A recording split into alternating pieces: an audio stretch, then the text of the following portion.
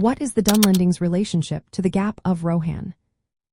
Have you ever wondered how the Dunlendings and the Gap of Rohan are connected? This relationship is steeped in history and conflict.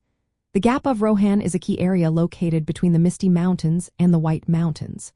It serves as a vital corridor for travel and military movement across Middle-earth.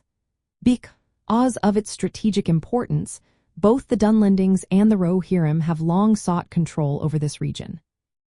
Historically, the Rohirrim were granted the land of Calenardhon, which later became known as Rohan, by Gondor. This transition displaced the Dunlendings, who had lived in the area west of the Misty Mountains. This forced removal led to a deep-seated resentment among the Dunlendings towards the Rohirrim. The Gap of Rohan, positioned between Dunland and Rohan, became a battleground where these two groups frequently clashed. The Dunlendings often used the Gap of Rohan as a base for raids against the Rohirrim. Their familiarity with the terrain and close proximity to the Gap allowed them to challenge Rohan's control over this essential passage. Tensions escalated during the late Third Age when Saruman took advantage of the Dunlendings' grievances. He promised them power and land in exchange for their loyalty, leading many Dunlendings to fight alongside him, particularly in conflicts that centered around the Gap of Rohan.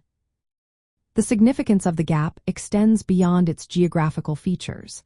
It was the site of crucial battles and movements during the War of the Ring. Control over this area enabled the Rohirrim to mobilize their forces effectively and defend their territory. Meanwhile, the Dunlendings aimed to disrupt this advantage to reclaim their lands and assert their influence. The relationship between the Dunlendings and the Gap of Rohan is marked by territorial disputes and historical animosity. This area lies at the border of their homeland and Rohan, making it a focal point for their resistance against the Rohirrim's expansion. The ongoing conflict in this region shaped much of the military actions and dynamics during the Third Age.